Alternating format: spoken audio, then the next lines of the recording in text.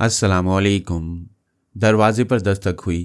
Hotel का मुलाजिम खाना लेकर आया था। सानी खाने से पहले होटल के मुलाजमों और किचन के इंचार्ज वगैरह के ख्यालात पढ़ लिया करती थी। खाने में कोई मिलावट नहीं थी, लिहाजा वो इत्मीनान से खाने और बातें करने लगे। खाने के दौरान शीतारा के मोबाइल फ़ोन पर इशारा मौसूल हुआ। उसने फ़ोन का बटन दबाकर हेलो कहा, फिर पारस की आवाज़ सुनकर खुशी से चहकती हुई बोली, ओह पारस, बहुत बड़ी खुशखबरी है। यहाँ मुझे सानी और अली मिल गए हैं। मैं अभी उनके साथ हूँ। और एक बात बताऊं, तुम्हारे मशवरे पर अमल कर रही हूं। अली तुम्हारी जगह पारस बनकर मेरे साथ वॉशिंगटन जा रहा है। पारस ने कहा, फिर तो मैं मुतमईन रहूंगा। तुम अपने लिए ढाल और सुपर मास्टर के लिए तोहफान ले जा रही हो। ज़रा सानी से बात करो। उसने सानी को फ़ोन दिया। वो फ़ोन लेकर कान से लगाकर बोली, ए छिछोरे बदमाश, मैं समझ रही हूँ तुम ज़रूर कोई उल्टी सीधी बातें करोगे। बड़े अफसोस की बात है सानी, मैं तुमसे हमदर्दी और मोहब्बत करना चाहता हूँ और तुम मुझे गलत समझ रही हो। तुम मुझसे किस सिलसिले में हमदर्दी करना चाहते हो?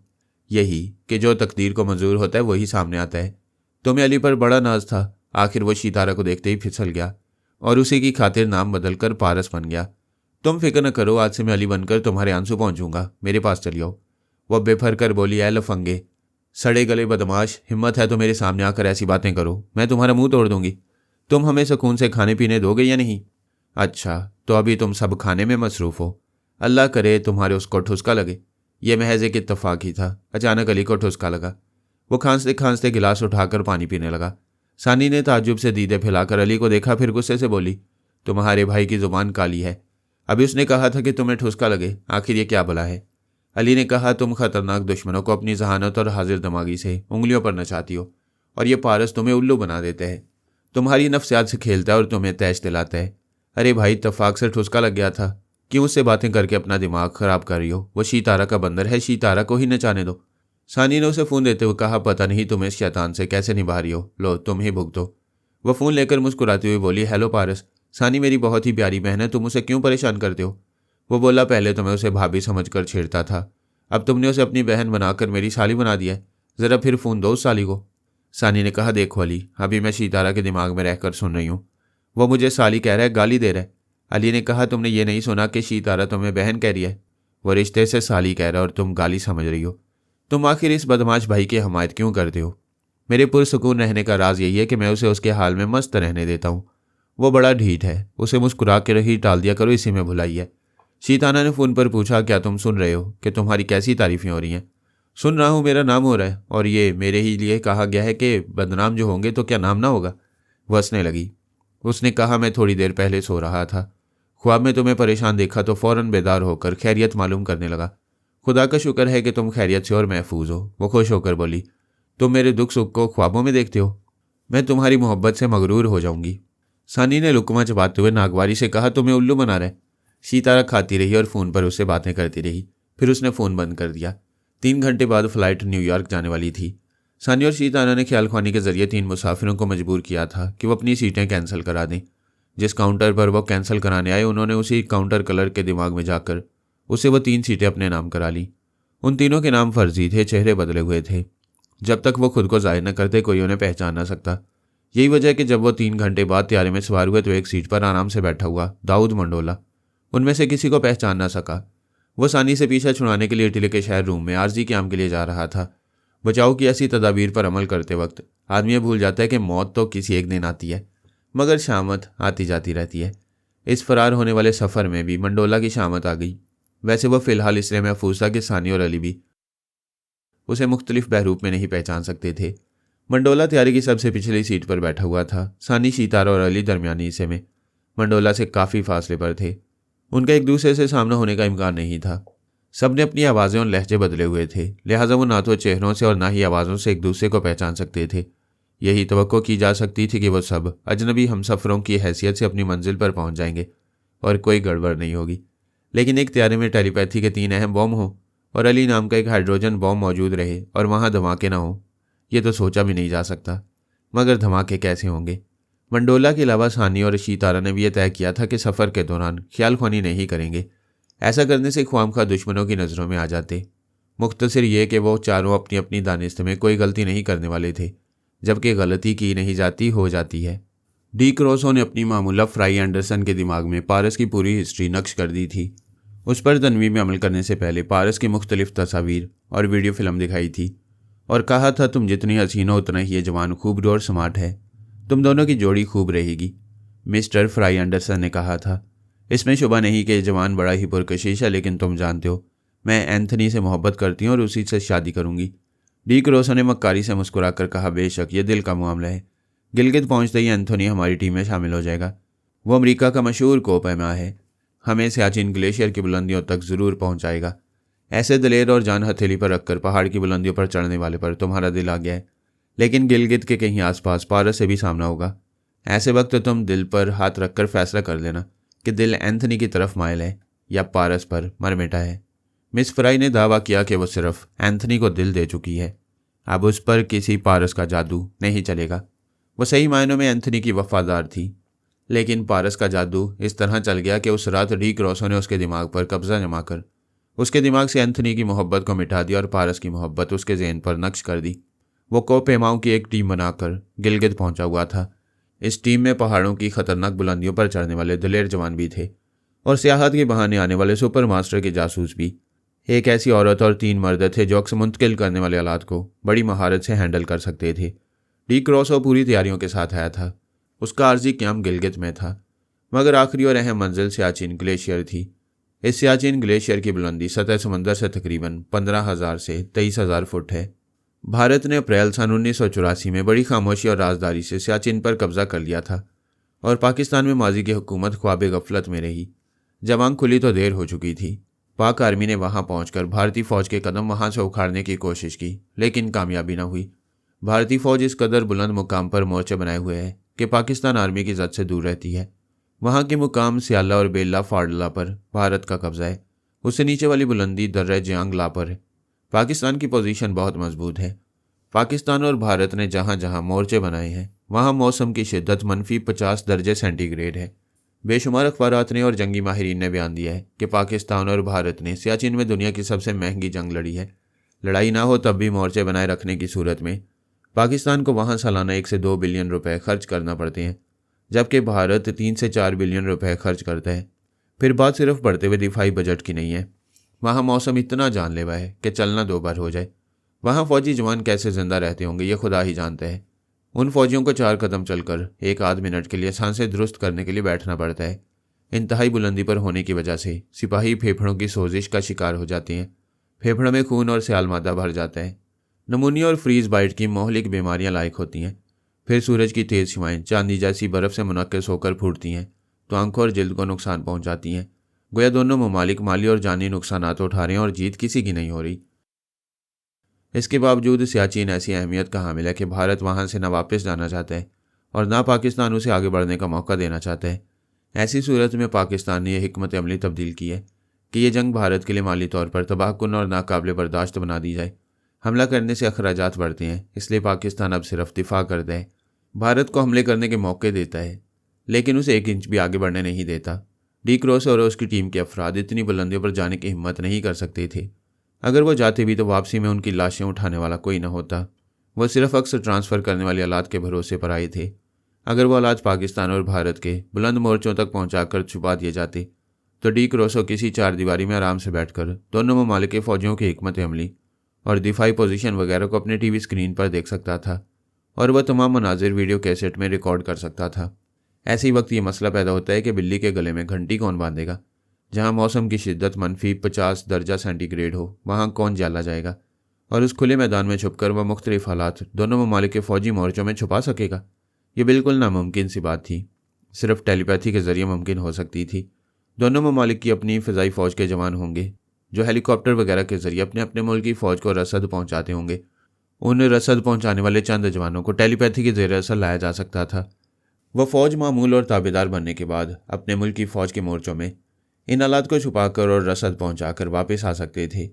दोनों ममालिक ऐसे फौजी अड्डे जहां से सियाचिन रसद ले जाने वाले हेलीकॉप्टर्स परवाज करते हैं, वहां के अड्डों के फौजी जवानों और अफसरों की आवाज़ें सुनना और उनके दिमागों में पहुंचना कुछ ज़्यादा मुश्किल ना था।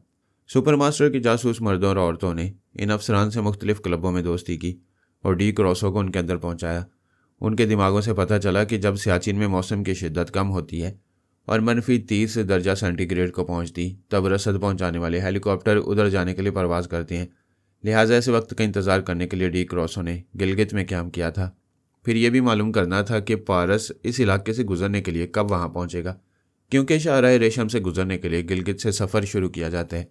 ऐसे वक्त माइक हरारे ने उसके दिमाग में आकर कोड वर्ड्स अदा किए, फिर कहा, मिस्टर डी क्रॉसो, अपनी खैरियत बताओ और मसरूफियात के बारे में कुछ सुनाओ। वो अपने तमाम इंतजामात के मुतालिक बताने के बाद बोला, सियाचिन में मौसम की शिद्दत कम होने का इंतज़ार है, फिर यह कि यहाँ पारस को ढूंढ निकालना है। मैं तुम्हें यह बताने आया हूँ कि पारस इन शुमाली इलाकाजात की तरफ नहीं आएगा। वो शीतारा के साथ वाशिंगटन पहुँचने वाला है। वह सियाचिन की इतनी अहम मुहिम छोड़कर हमारे मुल्क में क्यों जा रहा है? माइक हरारे ने कहा, मुझ में और शीतारा में ठन गई है। हमने इसकी दाइमा पाशा और उसकी एक बहन पूजा को कैदी बनाकर रखा है। वह शीतारा के साथ उन्हें रिहाई दिलाने आ रहा है। मिस्टर हरारे, वो शीतारा का मामला है। क्या पारस मुसलमान होकर पाकिस्तान को नुकसान पहुंचने देगा? उसने श्रीनगर के काली संगम ये तमाम तफसीलात मालूम कर ली थी कि हम किस तरह सियाचिन को अहमियत दे रहे हैं, और सिर्फ भारत ही नहीं, पाकिस्तान के खिलाफ भी जासूसी करके अहम फौजी राज मालूम करने वाले हैं। क्या इतनी अहम मालूमात हासिल करने के लिए पारस पाकिस्तान छोड़कर चला जाएगा? डी क्रॉसो, तुम सिर्फ पारस की बात ना करो। बाबा साहब के दायरे में टेलीपैथी जानने वाले और ना जानने वाले जालों की कमी नहीं। तुम्हारी तरफ पारस की जगह कोई दूसरा आएगा। डी क्रॉसो ने कहा, फिर तो वली तैमूर होगा। हो सकता है। वैसे मैंने सानी और अली को काहिरा में पाया है। वो दोनों मेरी गिरफ्त में आते आते निकल गए। हो सकता है वो काहिरा से निकलकर पारस की जगह सियाचिन के मिशन पर आए। अली आएगा तो मेरा एक मंसूबा कामयाब नहीं होगा, क्योंकि वो आशिक मिजाज नहीं है, और मैंने पारस जैसे आशिक मिजाज को फांसने के लिए एक नहायत ही हसीन और पुरकशिश लड़की को अपनी मामूला बनाया और उसके जहन में पारस की मोहब्बत नक्श कर दी है। अगर मैं अली को उसके जहन में नक्श कर देता और वह उसकी तरफ माइल होती तो अली कभी उसे लिफ्ट ना देता। मायूस नहीं होना चाहिए। हो सकता है अली ना आए। शायद सलमान, जे मॉर्गन, जेरी और थर्माल में से कोई आई। ये कैसे मालूम किया जाए कि यहाँ कौन पहुँच रहा है या पहुँचने वाले? माइक हरारे ने कहा, जेरी और थर्माल का ताल्लुक गॉड मदर ट्रीसा की बेटियों से है। उन्हें मालूम हो गया होगा कि इटली में गॉड मदर के बेटे वॉन लुइन ने अक्स मुंतकिल करने वाले आलात छुपा रखे थे। वो चोरी हो गए हैं। फरहाद और उसके बेटे बड़े ज़हीन हैं, बड़ी दूर तक पहुँचते हैं। वो ये समझ सकते हैं कि सियाचिन में जासूसी करने के लिए हमने अक्स मुंतकिल करने वाले आलात चुराए हैं, यानी हमारी आलात उनसे छुपे नहीं होंगे। वह समझ रहे होंगे कि हम इन्हीं आलात के ज़रिए सियाचिन में दोनों मुल्कों के फौजी राज मालूम करेंगे। बेशक उनके पास भी जवाबी कार्रवाई के लिए ऐसे ही आलात होंगे। तुम्हारी तरह वो भी 15,000 फुट से लेकर 23,000 फुट की बुलंदी तक बीमार होने या बेमौत मरने नहीं जाएंगे।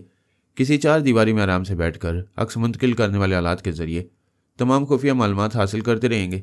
माइक हरारे इस वक्त डी क्रोसो के अंदर रहकर बोल रहा था। उसी वक्त टीम के एक जासूस ने आकर कहा, मिस्टर क्रोसो, बाहर की कुछ खबर है। इससे शहर के एक बाजार में भगदड़ शुरू हो गई है। मर्द, औरतें और बच्चे सहमे हुए हैं। कई दुकानें बंद हो गई हैं। वो लोग कह रहे हैं कि उन्होंने बाजार के मेन रोड पर एक इंसानी रूह को देखा है। डी क्रोसो ने पूछा, क्या बक रहे हो? क्या तुमने भी उसे देखा है? रूह का मतलब तो यही हुआ कि अक्स मुंतकिल किया जा रहा है। हरारे ने सोच के जरिए कहा, बिल्कुल यही बात है। मुखालिफ पार्टी आ पहुंची है। मैंने अभी तुमसे कहा था कि वो भी यही तरीका इख्तियार करेंगे। अपने जासूस से पूछो क्या उसने सड़क पर वो शख्स को देखा है। डी क्रोसो ने जासूस से यही पूछा। उसने कहा, जब बाजार में भागदड़ शुरू हुई तो एक शख्स भागता हुआ आकर मुझसे टकरा गया। मुझसे कहने लगा, वो उधर एक शख्स की रूह जा रही है। मैं उसकी बताई हुई सिमत दौड़ता हुआ गया। कितने ही लोग खौफजदा होकर दुकानें बंद कर रहे थे। एक दुकानदार से पूछने पर उसने एक गली की तरफ इशारा किया। फिर मैंने उसे एक गली में देखा। वो गली में हर मकान की तरफ घूम घूम कर कह रहा था, लोगों, मुझसे खौफ ना खाओ। मैं किसी चंगेज़ खान की नहीं, एक आशिक की रूह हूँ। अपनी माशूक की तलाश में यहाँ भटक रहा हूँ। क्या तुम में से किसी ने उसे देखा है जो मेरी जाने जाना है और जिसका काम दिल दुखाना है? उस गली में सभी ने अपने मकानों की खिड़कियाँ और दरवाजे बंद कर लिए थे। वो रूह कह रही थी, तुम सब कितने नादान हो। क्या इतने नहीं समझते कि एक रूह बंद खिड़कियों और दरवाज़ों से भी गुजर कर तुम्हारे पास आ सकती है? जब रूह एक बंद दरवाजे से गुजर कर एक मकान के अंदर गई, फिर नज़रों से ओझल हो गई। डी क्रोसो ने जासूस से पूछा, उस रूह का कद और हुलिया बताओ। क्या वो किसी जवान की रूह थी? जी हाँ, बेहतरीन गर्म सूट पहने हुए थी। मेरा मतलब वो थी नहीं था, कोई खूब रूह नौजवान था। उसके नज़रों से ओझल हो जाने के बाद मैं उस मकान के अंदर जा सकता था, लेकिन ये बात अच्छी तरह समझ में आ गई थी कि मुखालिफ पार्टी ने हमसे पहले हमारे हथकंडे शुरू कर दिए। तुमने अच्छा किया कि उसके सामने नहीं गई, वरना उसके साथ ही किसी चार दीवारी में बैठे उसके साथ तुम्हें भी टीवी स्क्रीन पर देख लेते। फिर तुम्हारे जरिए वो हम पर नज़र रखते। जासूस ने पूछा, सर, यह समझ में नहीं आया कि हमारे दुश्मन इन मखसूस हालात के जरिए ये क्यों जाहिर कर रहे हैं कि वो भी यहाँ मौजूद हैं और उनके पास भी ऐसे ही हालात हैं। डी क्रोसो ने हरारे से सोच के जरिए पूछा, तुम इस सिलसिले में कुछ बताओ। दुश्मन छुप कर हमले करते हैं, लेकिन वो हमें बेखबरी से खबरदार कर रहे हैं। ये उनकी कैसी हिकमत अमली है? माइक हरारे ने कहा, ये लोग बहुत ही मक्कार हैं। हम बड़ी राजदारी से दोनों ममालिक की फौजों तक यानी सियाचिन तक उन आलात के जरिए पहुंचना चाहते थे, मगर पारस या अली तैमूर ऐसे आलात की नुमाइश कर रहे हैं। यहाँ पाकिस्तान की मिलिट्री इंटेलिजेंस को चौकन्ना कर रहे हैं। फौजी सुराग रसां ये सोच सकते हैं कि गैर मुल्की एजेंट ऐसे अजीबोगरीब आलात के जरिए सियाचिन तक पहुंच सकती हैं। ये फरहाद के बेटे हमारी हिकमत अमली अपनाकर हमारे ही पोल खोल रहे हैं। डिक्रोसो ने कहा, यह तो हमारे पांव तोड़ने वाली बात हुई, हम आगे नहीं चल सकेंगे। तुम बहुत ही ताकतवर और नाकाबिल शिकस्त फाइटर हो। तुम्हारा दावा था कि पारस से सामना होगा तो उसकी गर्दन तोड़ दोगे। अब पता नहीं वो पारस है या अली तैमूर, उन्होंने तुम्हें गर्दन तोड़ने का भी मौका नहीं दिया है। उससे पहले तुम्हारी और पूरी टीम की टांगें तोड़ दी हैं। ये लम्हा फिक्री है कि अब सियाचिन की बुलंदी तक कैसे पहुंचोगे। किसी न किसी तरह पहुंचना ही होगा। तुम कोई शतरंजी चाल सोचो। मैंने रसद पहुंचाने वाले दोनों ममालिक के चंद फौजी जवानों के अंदर जगह बना लिया। मौसम की शिद्दत में कमी होने तक सोचो। कोई तदबीर करो कि मैं उन जवानों को सहरज़दा रखकर मुख्तलिफ हालात उन तमाम अड्डों तक पहुंचा दूं और इस दौरान पारस की टीम मेरा रास्ता रोक ना पाए। माइक हरारे ने कहा, हम फर्ज कर लेते हैं कि यहाँ तुम्हारे मुकाबले पर पारस अपनी एक टीम लेकर आया है। मैं यकीन की हद तक ये अंदाज़ा कर रहा हूँ कि पारस की टीम में गॉड मदर ट्रीसा की छोटी बेटी आना लाना और उसका लाइफ पार्टनर आदिल है। उन दोनों को अक्स मुंतकिल करने के सिलसिले में महारत हासिल है। अब चाल दूसरी तरफ से चलो। पहले किसी तरह सुराग लगाओ कि पारस अपनी टीम के साथ कहाँ ठहरा हुआ है। अगर तुम किसी तरह आना लाना और आदिल को अगवा कर सको तो पारस इसी तरह उन्हें रिहाई दिलाने तुम्हारे सामने आएगा, जिस तरह वह आफरीन की रिहाई के लिए जान की बाजी लगाकर काली संगम की इमारत में आया था। डिक्रोसो ने तायद में सारे लाकर कहा, वो यहाँ पाकिस्तानी मिलिट्री इंटेलिजेंस को हमारे खुफिया इरादों से होशियार कर रहा है। क्या बाबा साहब के इदारे की कोई दूसरी टीम भारत में भी अक्स मुंतकिल करने वाले आलात के साथ मौजूद होगी और वहाँ भी हमारे मंसूबे को नाकाम बनाएगी? हरारे ने कहा, ज़रा एक मिनट, तुम्हारी आखिरी बात मेरे दिमाग में लग रही है, मैं अभी तुमसे बात करूँगा। वो डिक्रोसो के अंदर चला गया। उसकी टीम का दूसरा जासूस आकर बता रहा था कि अभी 7 बजे हैं और तमाम बाजार बंद हो गया है। वहाँ 6 बजे से पहले ही रात की तारीकी छाने लगती थी। अब से तकरीबन 9 या 10 बरस पहले वहाँ शाम का अंधेरा फैलने से पहले बाजार बंद हो जाया करते थे। कुछ सर्दी और कुछ बैरानी के बायस लोग शाम होने के बाद घरों से नहीं निकलते थे। गिलगित ऐसे इलाके में है जहाँ तक पहुँचना हमेशा एक दुश्वार गुजार मरहला रहा था। इसके बावजूद चीन के ताजिर बरे सगीर और अरब वगैरह की तरफ जाते और बरे सगीर और अरब के ताजिर चीन की तरफ तजारती सफ़र करते तो सबका अहम पड़ाव गिलगित में होता था। जब दुनिया के अजीम पहाड़ी सिलसिले कराकोरम को चीरकर पाक चीन दोस्ती ने शाहराह रेशम की तामीर की तो 1 मई सन 1986 से ताजरों, सयाहों और आम लोगों की आमदोरफ्त शुरू हो गई और वो वीरान रहने वाली गिलगित की छोटी सी बस्ती एक छोटे से खूबसूरत शहर में तब्दील हो गई। अब यहाँ रात को भी रौनक रहती थी, लेकिन इस रात 7 बजे ही शहर में वीरानी छा गई। दुनिया के इस बुलंद इलाके में पसमानदा लोगों को कभी इल्म नसीब नहीं हुआ था कि ये दुनिया साइंसी तरक्की में कितनी तेज़ी से आगे बढ़ रही है। वहाँ तमाम घरों में टीवी नहीं थे। जिन्होंने बड़े घरों या होटलों में टीवी स्क्रीन पर खेल तमाशे देखे थे वो ये नहीं समझ सकते थे कि टीवी स्टेशन से कैमरों और मुख्तलिफ आलात के ज़रिए किस तरह इंसानों को दूर दूर तक टीवी स्क्रीन पर पहुँचाया जाता है। उसी तरह ये भी यकीन नहीं कर सकते थे कि मुख्तलिफ आलात के ज़रिए एक इंसान के अक्स को गिलगित के एक बाज़ार में पहुँचाया गया है। वो उसे रूह समझ रहे थे और खौफजदा होकर अपने घरों के अंदर घुसकर बैठ गए। पारस जानता था कि पाकिस्तानी हुकूमत और फ़ौज को अक्स मुंतकिल करने वाली तकनीक का इल्म है। माजी में गॉड मदर के बेटे वॉन लुइन और अना लाना वगैरह ने इसी तकनीक के ज़रिए तिलबैब के बहुत बड़े बैंक में डाका डाला था। तब से दुनिया के तमाम सुराग रसानों को उनके बारे में खासी तफसीलात मालूम हो गई थीं। ऐसे मखसूस आलात दुश्मन ममालिक के अहम राजों तक बड़ी आसानी से पहुँचा सकते थे। पता नहीं कितने मुल्क ऐसे आलात तैयार करने की कोशिशों में मसरूफ़ होंगे। वैसे पाकिस्तान और भारत के पास ऐसे आलात नहीं थे और उन्होंने अभी तक ये नहीं सोचा था कि उनके खिलाफ ऐसा कोई तरीक़ाकार इख्तियार किया जा सकता है। चूँकि पारस पाकिस्तान की तरफ से किसी मिशन पर नहीं आया था, इसलिए उसने पाकिस्तानी हुकाम से रब्ता नहीं किया। उसने गिलगित के बाजार में आदिल के अक्स को मुंतकिल करके उस इलाके में दहशत फैलाई थी और अब यह खबर पाकिस्तानी आर्मी तक पहुंच रही होगी। माइक हरारे ने थोड़ी देर बाद डिक्रोसो के अंदर आकर कोड वर्ड्स अदा करने के बाद कहा, हमसे गलती हो गई। तुम्हें अपनी टीम और अक्स मुंतकिल करने वाले आलात के साथ पाकिस्तान के शुमाली इलाके में नहीं आना चाहिए था। यहाँ पारस ने जो तरीक़ाकार इख्तियार किया है उसके नतीजे में कल सुबह तक ऐसे लोगों को मिलिट्री इंटेलिजेंस वाले तलाश करेंगे जिनके पास टीवी कैमरे और अक्स मुंतकिल करने वाले आलात होंगे और ये सब कुछ गिलगित में तुम्हारे पास है। जितनी जल्दी हो सके इन आलात को दूसरी किसी जगह मुंतकिल कर दो। वाकई हम पर यह मुसीबत आने वाली है। मैं अभी ये तमाम सामान यहाँ से हटा रहा हूँ, लेकिन इस इलाके में कहीं पारस के पास भी यही सामान होगा या हो सकता है वो यहाँ ना हो, कहीं दूर दराज के इलाके से अक्स मुंतकिल कर रहा हो। यही बात है, वो अहमक नहीं है। तुम्हारी तरह शुमाली इलाके जात में कहीं नहीं रहेगा, दूर ही से कार्रवाई करेगा। तुम वक्त ज़ाया ना करो, तमाम सामान के साथ यहाँ से जाओ, हम तबादला ख्याल करते रहेंगे। वो अपनी टीम के तमाम अफराद को बुलाकर वहाँ से रवानगी की तैयारियां करने लगा। गॉड मदर के बेटे वॉन लुइन ने अक्स मुंतकिल करने के जो आलात बनाए थे उनकी कारकर्दगी महदूद थी।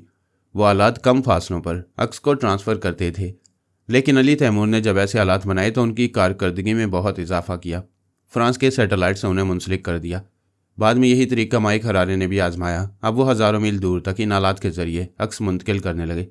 पिछले दिनों जब भारतीय फौज और माइक हरारे के मुश्तरका कोशिशों से शी तारा को ट्रैप करने की कोशिशें की जा रही थीं, तो पारस ने उसे बाहिफाजत सिकंदरिया पहुंचा दिया और उसे यकीन दिलाया था कि सिकंदरिया आएगा और उसके साथ वाशिंगटन जाएगा। दरअसल उसने शी तारा के जरिए माइक हरारे और सुपर मास्टर को अपनी आमद की इतला दी थी और खुद वहीं भारत में रह गया। वो पाकिस्तान के खिलाफ सियाचिन में कभी जासूसी नहीं कर सकता था, इसीलिए भारत में रह गया और वहीं उसने ऐना लाना और आदिल को बुला लिया।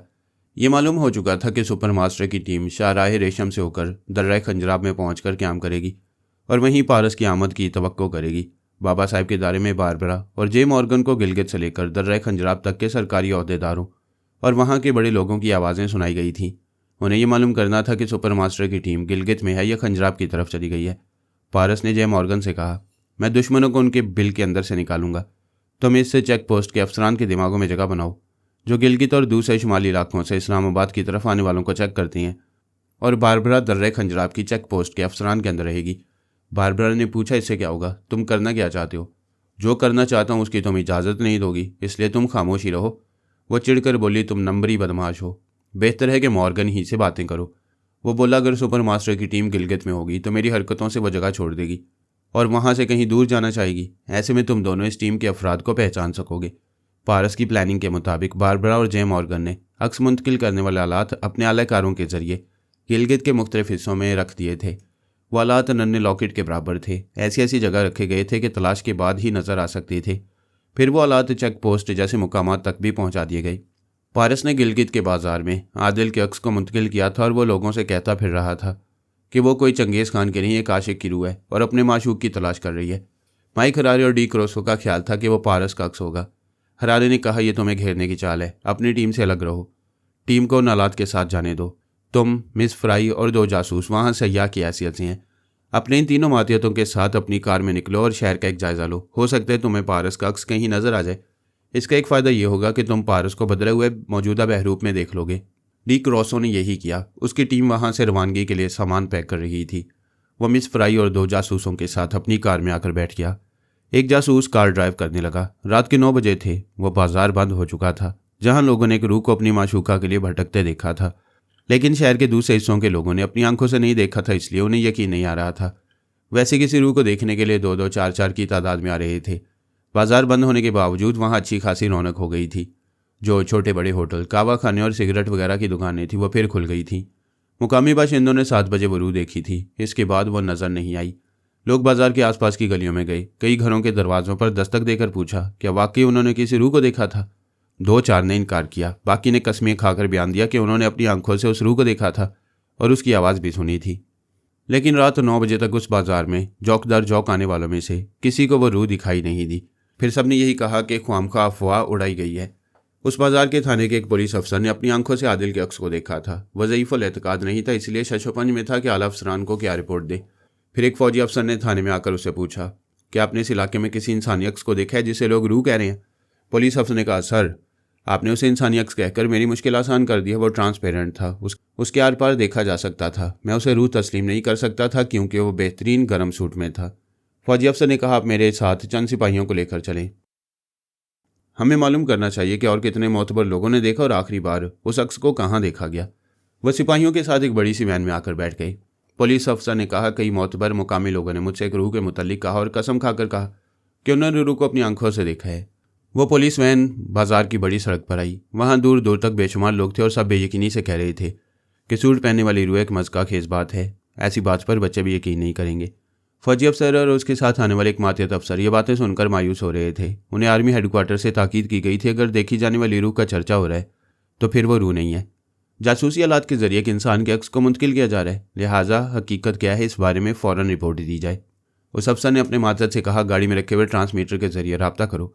हेडक्वार्टर में यह इतला देनी होगी कि थाने के इंचार्ज और चंद मोतबर मुकामी हजरात ने इंसानी ट्रांसपेरेंट अक्स को देखा है, लेकिन लोगों की अक्सरियत ने नहीं देखा और वो उसे महज अफवाह कह रहे हैं। मातियत गाड़ी की अगली सीट पर आकर बैठ गया। डैशबोर्ड के खाने में एक ट्रांसमीटर रखा हुआ था। वो उस खाने को खोलना ही चाहता था कि उसके हाथ रुक गए। उसने गाड़ी की विंड स्क्रीन के पार एक इंसानी अक्स को देखा, फिर चंद लम्हात तक आंखें फाड़े उसे देखता ही रह गया। वो अक्स था नहीं थी, एक निहायत ही हसीन दोशीज़ा, परियों जैसा सफ़ेद लिबास पहने हुए, शानों पर पड़ा हुआ दुपट्टा दोनों बाजुओं की तरफ हवा में यूं लहरा रहा था जैसे इस परी के पर फड़फड़ा रहे हों।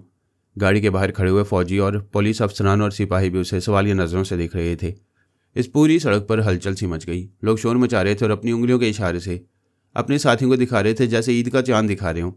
देखो, वो देखो, उधर पुलिस वैन से कुछ फासले पर वो रू दिखाई दे रही है। सड़क के दूसरी तरफ डी क्रॉस हो मिस फ्राई के साथ कार की पिछली सीट पर बैठा हुआ था। अगली सीट पर 2 जासूस थे। वो सब इस दोशीज़ा के अक्स को देख रहे थे। एक जासूस ने डी क्रोसो से कहा, सर ये तो गॉड मदर की छोटी बेटी अन्ना लाना है। जब मैं इटली में अपनी टीम के साथ अक्स मुंतकिल करने वाले आलात चुराने गया था तो वहीं एक एल्बम में गॉड मदर और उसके बेटे बेटियों की तस्वीरें देखी थी। उन तस्वीर के नीचे उनकी तारीख़ पैदाइश भी लिखी हुई थी। वह अन्ना लाना ही थी। बीच सड़क पर खड़ी दोनों हाथ किसी को बुलाने के अंदाज में फैलाए कह रही थी, मैं आ गई हूँ मेरे आशिक, तुम कहाँ हो? मैंने सुना है तुम मुझे यहाँ के बाजारों और गलियों कूचों में ढूंढते फिर रहे हो। देखो तुम्हारी सदाओं में कितनी कशिश है, मैं खिंची चली आई हूँ, मुझे फिर सदाएं दो। चंद लम्हों के बाद आदिल की आवाज़ गूंजने लगी, माशूका, मेरी माशूका, तूने पुकारा और हम चले आए। जाने जिगर जाने तमन्ना, गुस्ताख अक्कियाँ कित्थे जा लड़ियाँ, हाय मेरी माशूका। उस सड़क पर एक सिरे से दूसरे सिरे तक सैकड़ों लोग थे। सब के सब इधर उधर घूमकर उस आशिक को देखना चाहते थे जिसकी आवाज़ सुनाई दे रही थी मगर वह नज़र नहीं आ रहा था। ऐसे वक्त लोग सड़क के किनारों पर सिमट आए। सड़क इसलिए खाली छोड़ दी गई थी कि वो आशिक अपनी माशूका से मिलने से रास्ते पर आ सकता था। फौजी अफसर अपने साथ एक वीडियो कैमरा लेकर आया था और अन्ना लाना की मुतहर्रिक तस्वीर उतारने के दौरान कमेंट्री कर रहा था और कह रहा था, हमें इतला मिली थी कि गिलगित के इस बाजार में एक मर्द का ट्रांसपेरेंट अक्स देखा गया है। फिलहाल एक लड़की का ट्रांसपेरेंट अक्स इस वीडियो फिल्म के जरिए देखा जा सकता है। इस कैमरे का माइक्रोफोन बहुत हसास है। ये लड़की जो कह रही है इसके जवाब में उसके आशिक की आवाज़ भी सुनाई दे रही है। ऐसे वक्त लोगों ने सड़क की दूसरी तरफ इशारा किया। वहाँ बादल का अक्स नज़र आ रहा था। वह एक बेहतरीन सूट और नेकटाई पहने हुए था। दूर खड़ी हुई महबूबा की तरफ दोनों बाजू फैलाए कह रहा था, माशूका मेरी जाने हयात, हमारे दोस्तों और दुश्मनों को मालूम होना चाहिए कि हम अभी हिंदुस्तान के एक ऐसे शहर में हैं जिसके एक सिनेमा में फ़िल्म शराबी चल रही है। मैं उसी फिल्म का एक गाना तुम्हारे लिए गा रहा हूँ। फिर वो गाने लगा, मुझे प्यार दे प्यार दे प्यार दे दे मुझे प्यार दे। वह सड़क के एक सिरे से गाता हुआ और डांस करता हुआ आने लगा। उधर से अन्ना लाना उसके जवाब में गाती हुई उसकी सिमत रक्स करती हुई बढ़ने लगी। गाना कुछ यूँ था, सैया मोरे सैया सियाचिन पहुँचा दे रे सियाचिन, सियाचिन मुझे पहुँचा दे, हाय सियाचिन सियाचिन मुझे पहुँचा दे रे, ना पहुँचाए तो फिर जा जा मैं तो से ना ही बोलूँ रे। डी क्रोसो ने झुंझला कर कहा, यह पारस शैतान का बच्चा है। उधर खड़े हुए फौजी अफसर को सियाचिन का इशारा दे रहे। माइक हराने ने सोच के जरिए कहा, वो पारस नहीं, अगर वो अन्ना लाना है तो आदिल है। हमें बता रहे कि वो हिंदुस्तान के किसी ऐसे शहर में है जिसके एक सिनेमा घर में फ़िल्म शराबी दिखाई जा रही है। यह आसानी से मालूम किया जा सकता है कि मकबूजा कश्मीर या उसके किसी करीबी शहर के सिनेमा में वो फिल्म चल रही है। मिस्टर हरारे, कोई दुश्मन ये नहीं बताता कि वो कहाँ छुपा हुआ है। ये हमें पाकिस्तान से भगाने के लिए ऐसा कह रहे हैं। मिस्टर क्रॉसो, तुमने फराद के बेटों की हिस्ट्री तवज्जो से नहीं पढ़ी। ये लोग दुश्मनों को सामने बुलाकर सर पर चपत मारते हैं। अभी तुम कह रहे थे कि ये पारस नहीं आदिल है। बेशक ही आदिल है, मगर इनके पीछे पारस या अली तैमूर का जहन काम कर रहा है। डी क्रोसो सोच के जरिए हरारे से बातें कर रहा था और दूर सड़क पर अन्ना लाना और आदिल को देख रहा था। वो दोनों गाते हुए रक्स करते हुए एक दूसरे के करीब आ रहे थे। फिर बिल्कुल करीब आने के बाद आदिल ने कहा, तुम बहुत ज़िद्दी हो, मैं प्यार मांगता हूँ और तुम सियाचिन ले जाने की बात करती हो। वो बोली, इश्क करने वाले आसमान की बुलंदी से तारे तोड़ लाती हैं, क्या तुम मुझे सियाचिन की बुलंदी पर नहीं ले जा सकते? वहाँ सर पर कफन बांधने वाले दिलेर फौजी जा सकते हैं, हम जाएंगे तो हमारी कुल्फ़ी जम जाएगी। अन्ना लाना ने कहा, जिस्मानी तौर पर वहाँ जाना ज़रूरी नहीं है। जिस तरह हमारा अक्स हिंदुस्तान के एक शहर से यहाँ आया है, उसी तरह ये अक्स सियाचिन पहुँच जाएगा। वहाँ हमारे अक्स को सर्दी नहीं लगेगी। हम मज़े से घूम फिर कर पाकिस्तानी और भारतीय फ़ौजियों की कार्रवाइयाँ देखेंगे। मेरी जान, हम मोहब्बत करते हैं, जंग से हमारा क्या ताल्लुक़? फिर हम उस फरहाद अली तैमूर के नाचीज़ मातियत हैं जो खालिस पाकिस्तानी है। हम कभी अक्स के ज़रिए और अपनी आंखों से भी पाक आर्मी की कोई कार्रवाई नहीं देखेंगे, क्योंकि यह फरहाद के वतन का मुकद्दस राज है। खुदा की कसम, हम किसी दुश्मन को भी अक्स के ज़रिए वहाँ पहुँचने नहीं देंगे। मेरे साथ एक बार बोलो, पाकिस्तान। आदिल के अक्स ने अन्ना लाना से कहा था, लेकिन गिलगित के बाजार के सैकड़ों अफराद ने बेख्तियार अपनी ज़ुबान से कहा, जिंदाबाद। फिर वहाँ देर तक पाकिस्तान जिंदाबाद के नारे गूंजने लगे। अन्ना लाना और आदिल के अक्स अचानक ही गायब हो गए। जब तक वहाँ नारे लगते रहे तब तक पाक आर्मी के अफसरान और जवान हरकत में आ गए। टेलीफोन, ट्रांसमीटर और फैक्स वगैरह के जरिए गिलगित से आर्मी हेडक्वार्टर तक फिर वहां से सियाचिन के मोर्चे तक तमाम फौजियों को अलर्ट किया जा रहा था। जैसा पारस ने सोचा था उसी के मुताबिक शुमाली इलाका जात की तमाम चेक पोस्ट के अफसरों को सख्ती से ताकीद कर दी गई थी कि किसी शख्स या गाड़ी को चेकिंग के बगैर वहां से गुजरने ना दिया जाए। माइक हरारे और डी क्रोसो झाग की तरह बैठ गए।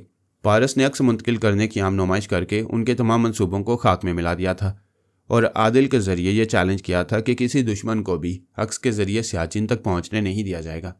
जिस्मानी कुव्वत और हथियारों से दुश्मनों के बढ़ते हुए कदम रोके जाते हैं, लेकिन पारस ने ताकत इस्तेमाल की थी, ना हथियार। उसने आलमी चैंपियन से शतरंज की बाजी खेली थी। एना लाना और आदिल 2 मोहरे बिसात पर आगे बढ़ाए थे और माइक हरारे को मात खाने के मरहले पर पहुंचा दिया था। डी क्रोसो ने कहा, अब तो हम वहां कुछ नहीं कर सकेंगे, हमें यहां से वापस जाना होगा। हरारे ने कहा, दानिशमंद यही है। भारत में तुम्हारे जो आलाकार हैं उनके दिमागों में जाओ और मालूम करो ये शराबी नामी फिल्म नहीं है या पुरानी होगी तो कश्मीर के करीब भारत के किसी 1 या 2 शहरों में चल रही होगी। पारस पहली टीम के साथ वहीं किसी इलाके में होगा। तुम बड़े यकीन से कह रहे हो कि पारस उधर कहीं होगा, इसीलिए तो मैं जाऊंगा। जाना तो होगा ही। अब तुम हिंदुस्तान में रहकर ही सियाचिन तक पहुंच सकते हो और वहां तक पहुंचने से पहले पारस और उसकी टीम को रास्ते से हटाना होगा, क्योंकि वो मुसलमान नहीं चाहेंगे कि हम अक्स के जरिए भारतीय फौजी अड्डों तक पहुंचे, क्योंकि वहां से चंद हजार की फुट की बुलंदी पर पाकिस्तान आर्मी के अड्डे हैं। हाँ, ये तो उन्होंने चैलेंज किया है कि दुश्मनों को क्या, दोस्तों को भी पाक आर्मी के किसी मोर्चे तक पहुंचने नहीं देंगे। डी क्रोसो अपनी क्यामगाह की तरफ वापस जाने लगा। मिस फ्राई के ज़हन में तनमीमी अमल के जरिए पारस को नक्श किया गया था। वो कहने लगी, मिस्टर क्रोसो, पारस आपसे दुश्मनी कर रहा है, मगर मैं दिल से और दिमाग से पारस को चाहती हूँ। आपका दुश्मन मेरे दिल में धड़कता रहता है। मैं एक अजीब उलझन में हूँ, आपकी टीम में रहती हूँ और आपके दुश्मन को दिल से नहीं निकाल सकती। वो बोला, मैं तुमसे खुश हूँ, तुम सच बोलती हो, इसलिए मैं तुम्हें पारस के पास पहुँचाऊँगा। हम यहाँ से इस्लामाबाद जाएंगे, वहाँ से हमारे मुल्क का एक खसूसी त्यारा हमें हिंदुस्तान पहुँचा देगा। वो अपनी क्यामगाह में वापस आए। टीम के बाकी अफराद अक्स मुंतकिल करने वाले आलात और कैमरे वगैरह साथ ले गए। उन्हें यकीन था कि पाकिस्तानी फ़ौज और जासूस वगैरह इतनी जल्दी हरकत में नहीं आएंगे और वो तमाम आलात के साथ बखैरियत इस्लामाबाद पहुंचकर वहां से बाकायदा प्लानिंग के मुताबिक हिंदुस्तान चले जाएंगे। वो किसी हद तक दुरुस्त सोच रहे थे। मुल्क दुश्मन अनासिर के फरार का रास्ता रोकने और उन्हें गिरफ्तार करने के लिए मजीद हंगामी इंतजाम करने में कुछ वक्त लगता है, लेकिन शुमाली इलाका जात में सिर्फ फ़ोन, ट्रांसमीटर और फैक्स के ज़रिए हंगामी इंतजाम नहीं हो रहे थे, बल्कि इन ज़राए में टेलीपैथी भी शामिल हो गई थी। बारबरा और जय मॉर्गन ने गिलगित से इस्लामाबाद जाने वाले रास्ते के चेक पोस्ट पर फ़राइज़ अदा करने वालों के दिमागों में जगह बना ली थी और हुकूमत के एक आला अहदेदार के ज़रिए उस चेक पोस्ट के अफसर को फ़ोन के ज़रिए सख्ती से ताकीद कराई थी कि किसी शख्स या गाड़ी को चेकिंग के बगैर वहाँ से गुजरने ना दिया जाए। डी क्रोसो की टीम के अफराद अपनी गाड़ी में उधर पहुँचे तो उन्होंने चेक पोस्ट के ज़रिए गाड़ियों की कितार देखी। वहाँ के सिपाही और अफसरान बड़ी तवज्जो से एक गाड़ी को चेक कर रहे थे। टीम के एक अफसर ने मोबाइल फ़ोन के ज़रिए डी क्रोसो को मुखातिब करके कहा, सर, यहाँ चेक पोस्ट वाले बड़ी तवज्जो और सख्ती से एक गाड़ी को चेक कर रहे हैं। 12 गाड़ियों के पीछे हमारी 2 गाड़ियाँ हैं। चेकिंग के लिए हमारी गाड़ियों की बारी आएगी तो भेद खुल जाएगा। वीडियो कैमरा, साउंड मशीन और अक्स ट्रांसफ़र करने वाले आलात बरामद कर लिए जाएंगे। उसने कहा, टीम के किसी शख्स को वहाँ के अफसर से बात करने के लिए कहो। मैं उस अफसर के दिमाग पर कब्जा जमा लूँगा, फिर तुम्हारी गाड़ियों का रास्ता कोई नहीं रोकेगा। उसकी हदायत पर अमल किया गया। एक शख्स गाड़ी से निकलकर चेक पोस्ट के अफसर के पास आया, फिर बोला, जनाब, हमारे एक साथी बहुत बीमार है, प्लीज़ आप हमारी गाड़ियाँ फ़ौरन चेक करके जाने दें। अफसर ने कहा, यहाँ जो आता है सबको जाने की जल्दी होती है। बड़ी कार वाले दौलतमंद कतार में खड़े रहना अपनी तौहीन समझते हैं। वो कहना चाहता था कि जब उनकी गाड़ियों की बारी आएगी तो चेक करेगा, लेकिन वो ऐसा न कह सका। अपने सख्त लहजे को भूलकर अपनी कुर्सी से उठ गया, फिर नरमी से बोला, यह सुनकर अफसोस हुआ कि तुम्हारा आदमी बीमार है। मैं दफ्तर से बाहर आ रहा हूँ, तुम अपनी गाड़ियाँ ओवरटेक करके इधर ले आओ। मैं सिपाहियों से कह दूंगा, वो तुम्हें जाने की इजाज़त दे देंगे। वह अफसर टॉयलेट जाने की ज़रूरत महसूस कर रहा था। उसके दिमाग में पहुंचने वाले ने उसकी ज़रूरत का एहसास करते हुए उसे टॉयलेट जाने दिया, क्योंकि वो 5-7 मिनट से पहले वापस ना आता। दरअसल जे मॉर्गन ने समझ लिया था कि कोई दुश्मन टेलीपैथी जाने वाला अफसर के मजाज को बदलकर अपनी 2 गाड़ियों को चेकिंग के बगैर वहाँ से ले जाना चाहता है। जय मॉर्गन ने मुखालिफ टेलीपैथी जाने वाले को अपनी मौजूदगी का इल्म नहीं होने दिया। उसने चुपचाप अफसर के अंदर टॉयलेट जाने की ज़रूरत पैदा की। वह टॉयलेट में गया तो मॉर्गन ने पारस के पास आकर कोड वर्ड्स अदा किए, फिर उसे चेक पोस्ट के अफसर के मुतल्लिक बताया कि उसके अंदर कोई ख्याल ख्वानी करने वाला पहुंचा हुआ है। पारस ने कहा, तुम अफसर के पास रहो, मैं उधर पहुंच रहा हूँ। जय मॉर्गन चला गया। पारस ने अना, लाना और आदिल से कहा, तुम दोनों हमारे इंजीनियर के साथ वीडियो कैमरा और साउंड मशीन वगैरह को ऑपरेट करो और ये बताओ गिलगित चेक पोस्ट पर कितने नंबर के अक्स मुंतकिल करने वाले आलात लगाए गए हैं। आदिल ने कहा, 20, 21 और 22 नंबरों के 3 आलात मुख्तलिफ जगहों पर लगाए गए हैं। क्या आप वहाँ जाएंगे? हाँ, ये देखना चाहता हूँ कि वो सुपर मास्टर लड़के कौन लोग हैं और उनमें टेलीपैथी जानने वाला कौन है। जे मॉर्गन उस अफसर के अंदर आया। वो जल्द ही टॉयलेट से बाहर आ गया और अब दफ्तरी चारदीवारी से निकलकर सड़क के किनारे पहुंच रहा था। डी क्रॉसो की दोनों गाड़ियां कतार में खड़ी हुई गाड़ियों को ओवरटेक करके चेक पोस्ट के दफ्तर के सामने आ गई थी। वह अफसर अपने मातहतों से कहना चाहता था कि इन दो गाड़ियों को जाने दिया जाए, लेकिन कुछ कहने से पहले पारस के अक्स को अपने करीब देखकर खौफ से चीख मारकर उछलता हुआ पीछे चला गया। दोनों गाड़ी में बैठे हुए अफराद भी खिड़कियों से झांक कर अक्स को देख रहे थे। एक ने अफसर से कहा, आपको खौफजदा नहीं होना चाहिए, ये कोई रूह नहीं। गिलगित शहर में ऐसे यक्स को सैकड़ों लोगों ने देखा है। पारस के अक्स ने कहा, वो शख्स जो अफसर के दिमाग में घुसा हुआ है उससे मैं कहता हूँ। क्या मैं ये बता दूं कि जिन आलात के जरिए मेरा अक्स नजर आ रहा है वो आलात तुम्हारे आदमी ने कहाँ छुपा रखे हैं? डी क्रोसो ने उस अफसर की जुबान से कहा, तुम झूठ बोल रहे हो। तुम अपने अक्स से ट्रांसफर करने वाले आलात के जरिए यहाँ आने वाले हो। चलो, वो आलात मेरे ही सही, मगर यहाँ इसी जगह मौजूद हैं। अगर यहीं से बरामद हो गए तो क्या होगा? डी क्रोसो सोच में पड़ गया। टीम के एक जासूस ने एक गाड़ी से निकल कर कहा, मिस्टर क्रोसो, ये आपसे बातें करने वाला अक्स आदिल का नहीं, पारस का है। हम सब पारस को लाखों में पहचान सकते हैं। उस बोलने वाले जासूस के दिमाग में जलजला सा पैदा हुआ। वो चीखें मारते हुए जमीन पर गिरकर तड़पने लगा। उसका सर फोड़े की तरह दुख रहा था। उसके अंदर माइक हरारे कह रहा था, गधे के बच्चे, तुम बड़े जासूस कहलाते हो, मगर तुमने ये क्या हमाकत की? पारस के अक्स के सामने अपने टीम लीडर को मिस्टर क्रोसो कहकर क्यों मुखातिब किया? वह तकलीफ की शिद्दत से कराहता हुआ बोला, मैं हमेशा अपने लीडर को मिस्टर क्रोसो कहकर मुखातिब करता हूँ, लेकिन इस तरह मुखातिब करने से पारस को मालूम हो गया कि इस टीम के ख्याल ख्वानी करने वाले लीडर का नाम क्रोसो है। जे मॉर्गन उस शख्स के दिमागी तकलीफ में मुब्तला होते ही उसके अंदर पहुंच गया और माइक हरारे की डांट डपट सुन रहा था। डी क्रोसो ने उसके अंदर आकर कहा, यह पारस इन्हें उन हालात के साथ ज़रूर पकड़ लेगा। बेहतर यही है कि ये उनके मामले में उलझा रहे। मैं अपनी गाड़ी में निकल पड़ा हूँ।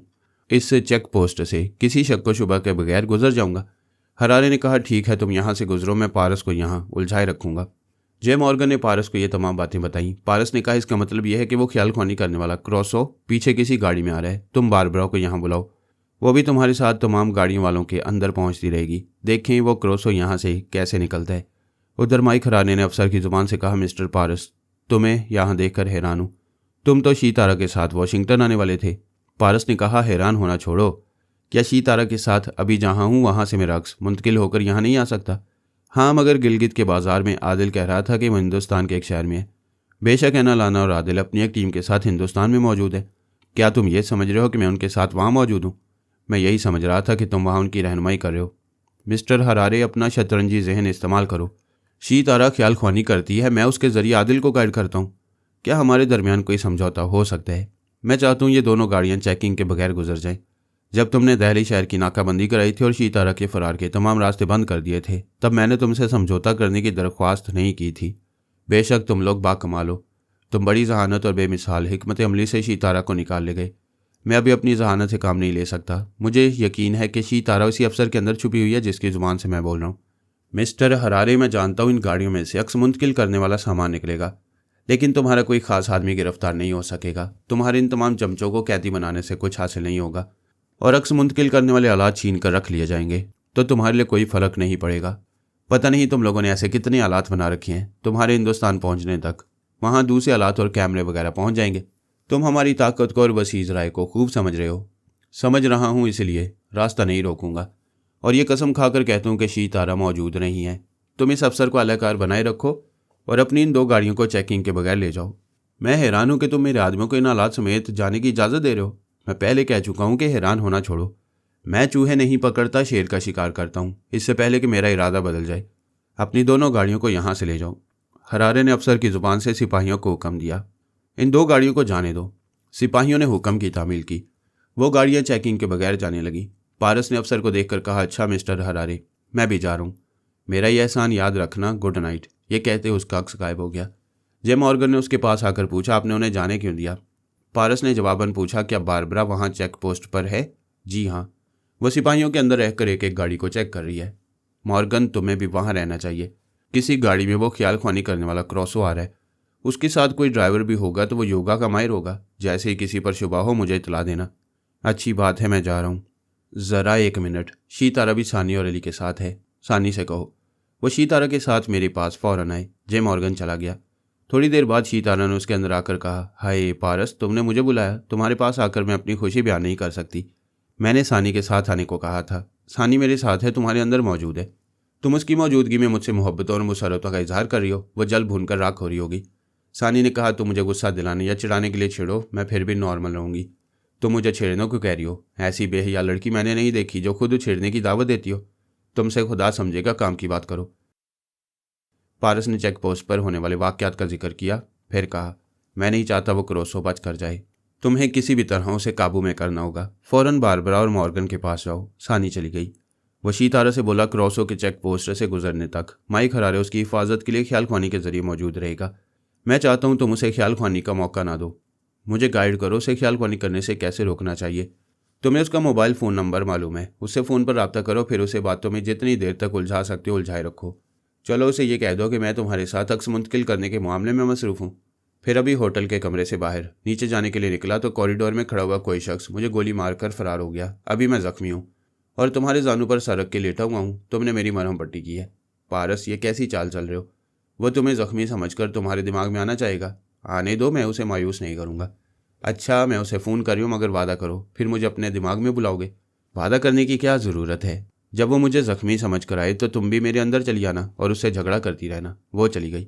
फिर उसने बाद में बताया कि माइक हरारे से किस तरह फ़ोन पर रब्ता किया था। मैंने उसकी दोनों गाड़ियों को तमाम मखसूस हालात के साथ बाहिफाजत जाने दिया। वो खुश भी था और हैरान भी, और ये भी सोच रहा था कि मैं कोई गहरी चाल चल रहा हूँ। इसलिए अब वो डी क्रोसो की हिफाजत के लिए उसके पास आ गया था और उसे मेरे बारे में बता रहा था। डी क्रोसो की कार उस वक्त चेक पोस्ट के करीब पहुंच गई। इन्हीं लम्हात में उसकी ख्याल ख्वानी का सिलसिला टूट गया। उसके मोबाइल फ़ोन से इशारा मिल रहा था। उसने पूछा, हेलो कौन? शीतारा ने गुस्से से कहा, मैं हूँ। मुझे आवाज़ से पहचान सकते हो तो पहचान लो। तुमने कमजरफी की इंतहा कर दी। अभी थोड़ी देर पहले पारस ने तुम पर मेहरबानी की, तुम्हारी 2 गाड़ियों को चेकिंग के बगैर जाने दिया और तुमने किसी आलाकार के जरिए से गोली मारकर जख्मी कर दिया। वो चौंक कर खुशी से बोला, ये तुम क्या कह रही हो? क्या वाकई पारस जख्मी हो गया है? वो गुस्से से बोली, अनजान ना बनो मिस्टर हरारे। मैं बड़ी देर से पारस के दिमाग में तुम्हें आवाज़ दे रही हूँ, मगर तुम खामोश हो। मुझे नादान ना समझो। तुम खामोश रहकर पारस के चोर ख्यालात पढ़ रहे हो। इसलिए मैंने फ़ोन किया है तुम्हें यह बता दूं कि तुम मेरे पारस पर तनवीमी अमल नहीं कर सकोगे। मैं रुकावट बनती रहूंगी। माइक हराने ने कहका लगाते हुए फ़ोन को बंद किया। पारस की आवाज़ और लहजा को गिरफ्त में लिया, फिर ख्याल ख्वानी की परवाज़ करते उसके दिमाग में पहुंच गया। वह तकलीफ से कराते हुए बोल रहा था, आह शीतारा, हरारे को चैलेंज ना करो, फ़ोन बंद कर दो। इस बार बाजी उसके हाथ आ गई है। माइक हरारे ने हंसते हुए कहा, मैं तुम्हारे दिमाग में पहुंच गया, फिर भी हैरानी से सोच रहा हूँ, क्या मैं फरहाद के एक बेटे पर काबू पाने जा रहा हूँ? शैतान कहलाने वाला पारस मेरा गुलाम बनने वाला है। पारस के दिमाग में शीतारा की आवाज़ उभरी, मिस्टर हरारे, मैं तुम्हारे एक ख्वाब पूरा नहीं होने दूंगी। मैं अपने पारस की हिफाजत करूंगी। वो कहका लगाकर बोला, कैसे हिफाजत करोगी? क्या मुझे इस पर तनवीमी अमल नहीं करने दोगी? मैं इसे अपना गुलाम बनाना चाहूँगा तो तुम मुदाखलत करोगी, मगर ये तो सोचो कि जब मैं इसके दिमाग में जलजला पैदा करूँगा तो मुझे कैसे रोकोगी? मैं इसे दिमागी झटके पहुँचाते पहुँचाते हमेशा के लिए पागल बना दूंगा या मार डालूंगा। शीतारा की रोने की आवाज़ उभरने लगी। वो सिसकियाँ लेते हुए बोली, हाय पारस, मैं किस तरह तुम्हें इस दुश्मन से बचाऊँ? मेरा दिमाग काम नहीं कर रहा। क्या मैं पापा को तुम्हारे जख्मी होने के बारे में जाकर बताऊं? हरारे ने कहा, खबरदार, अगर तुमने फरहाद या उसके किसी ख्याल खोनी करने वाले को यहाँ बुलाया तो अपने महबूब का मुर्दा पाओगी।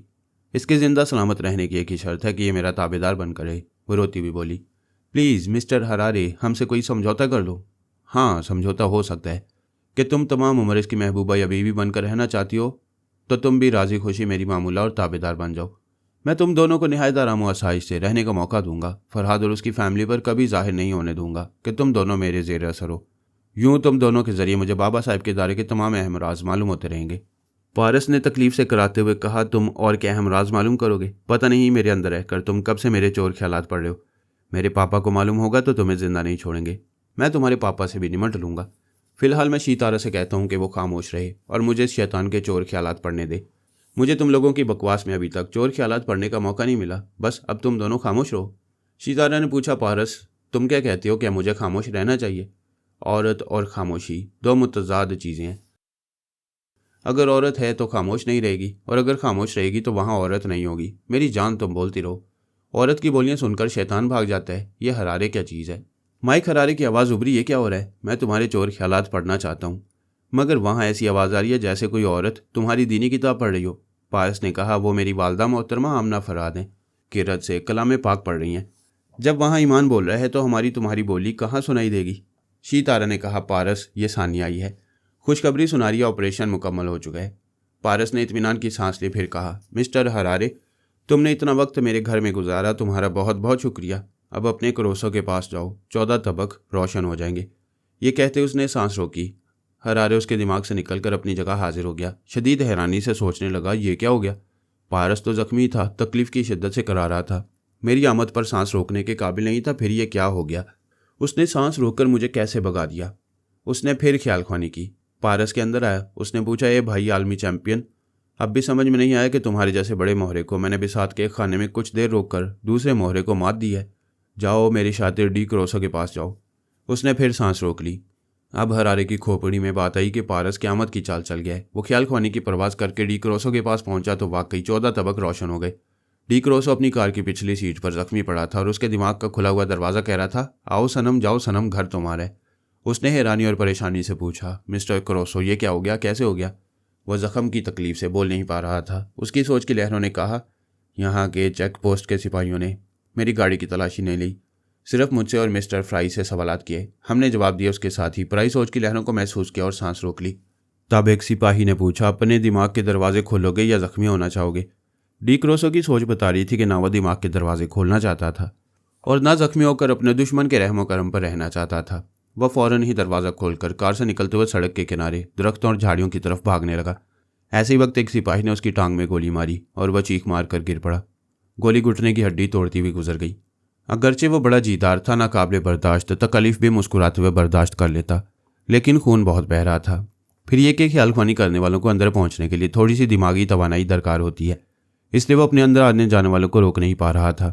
उसकी सोच ने कहा, मिस्टर हरारे, मैं मौत से नहीं डरता, सिर्फ गुलामी से नफरत करता हूँ। मुझे किसी तरह बचाओ, किसी दुश्मन को मेरे अंदर ना आने दो। हरारे ने कहा, मिस्टर डी क्रोसो, बहुत देर हो चुकी है, पता नहीं इस वक्त तुम्हारे अंदर कौन ख्याल ख्वानी करने वाला छुपा हुआ है। वो तुम्हारे ख्यालात पढ़ रहा होगा। शीतारा की आवाज़ उभरी, होगा नहीं, होगी, और तुम लाखों में मेरी आवाज़ पहचान सकते हो। ये बाजी पारस की चालबाजी से और सानी के एक्शन से जीती गई थी, लेकिन सानी ने शीतारा से कहा था, मेरा काम पूरा हो चुका है और अब तुम डी क्रोसो के अंदर जाओ। शीतारा ने कहा, यह तुम्हारा गेम है, तुम खेलो। सॉरी तारा, मैं तुम्हारे बंदर के इस मिशन में इससे ज़्यादा नहीं रहूँगी, वो मेरे लिए दर्द सर बन जाता है। देखो सानी, तुम मेरे महबूब को बंदर बोल रही हुई अच्छी बात नहीं है। तारा, मैं तुम्हारी खातिर इतनी रियायत से बोल रही हूँ, अब वो मुझे सताने आएगा तो उसका मुंह तोड़ के तुम्हारे हाथों में रख दूंगी। तुम दोनों की लड़ाई समझ में नहीं आती, लड़ती भी और वो किसी मुहिम पर बुलाते हैं तो उसकी एक कॉल पर दौड़ी चली जाती हो। तुमने डी क्रोसो की ये बाजी उसके लिए जीती है, इसलिए कि वो कमबख्त मेरे अली की जान है। उसे कुछ होता है तो अली की जान निकलने लगती है, और मैं अपने महबूब की खातिर तुम्हारे महबूब के लिए जान की बाजी लगाने को तैयार रहा करती हूँ। अच्छा, अब फ़ौरन क्रोसो के अंदर चलो। सानी उसे डी क्रोसो के अंदर पहुँचाकर चली गई। उस वक्त माइक हरारे सोच के जरिए डी क्रोसो से बातें कर रहा था। फिर शीतारा की आवाज़ सुनकर बोला, हाँ, मैं इलाकों में तुम्हें आवाज़ से पहचान सकता हूँ। देखो शीतारा, ये मैं अच्छी तरह समझ रहा हूँ कि तुम इसे अपना मामूल और ताबेदार बनाओगी, लेकिन मैं तुम्हें तनवीमी अमल करने नहीं दूंगा, तुम्हारे अमल के दौरान मदाखलत करता रहूँगा। वो कहका लगाकर बोली, थोड़ी देर पहले मैंने भी पारस के दिमाग में रहकर तुमसे कहा था कि मैं तुम्हें पारस पर तनवीमी अमल करने नहीं दूंगी, तुम्हारे अमल के दौरान मुदाखलत करती रहूंगी। तब तुमने कहा था कि पारस के दिमाग में जल्जले पैदा करते करते इसे हमेशा के लिए पागल बना दोगे या मार डालोगे। बोलो, तुमने यही कहा था ना? हरारे ने हिचकिचाते हुए कहा, हाँ, मैंने ऐसा कह दिया था। अब तुम भी डी क्रोसो के अंदर जल्जला पैदा करोगी तो मैं तुम्हें रोक नहीं सकूंगा।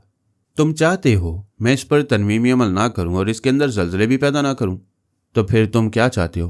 प्लीज़ शीतारा, हमसे कोई समझौता कर दो। वो फिर कहका लगाकर बोली, मैंने भी पारस को तुम्हारी गुलामी से बचाने के लिए समझौता करने को कहा और तुमने जवाब दिया था, अगर मैं भी पारस के साथ तुम्हारी ताबेदार बन जाऊं तो ये बात राज में रखोगे, पारस के पापा को मालूम नहीं होने दोगे, हमें हर तरह की आज़ादी दोगे और हमारे ज़रिए बाबा साहब के दायरे के खिलाफ जासूसी करते रहोगे।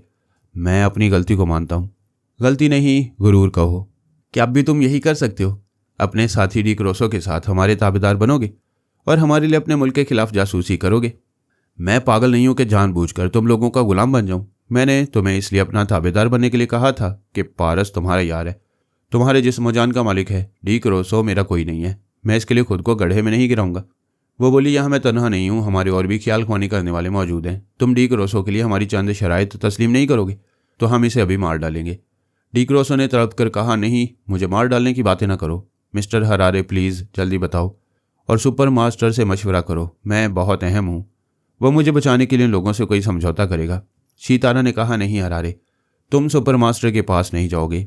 मैं भी पारस के जख्मी होने की इतला देने के लिए पापा के पास जाना चाहती थी, मगर तुमने सख्ती से मना किया था और कहा था कि किसी को इतला देने जाओगी तो पारस को मार डालोगे। जे मॉर्गन की आवाज़ उभरी। मिस्टर डी क्रोसो, मैं तुम्हारे अंदर जे मॉर्गन बोल रहा हूँ। मैं भी साबका सुपर मास्टर की रजामंदी से ट्रांसफॉर्मर मशीन से गुजरा और ये टेलीपैथिक इल्म हासिल किया। उससे हर तरह वफादारी की, लेकिन जब यहूदियों ने मुझे अगवा किया, अपना ताबेदार बनाया, तो अमेरिका ने अपने लिए पालक बेटे इसराइल से मेरी वापसी का मुतालबा नहीं किया और ना ही मुझे किसी हिकमत अमली से वापस हासिल करने की कोशिशें की। मैं बरसों यहूदियों का गुलाम बना रहा। आखिर सोनिया सानी ने मुझे उनसे रिहाई दिलाई।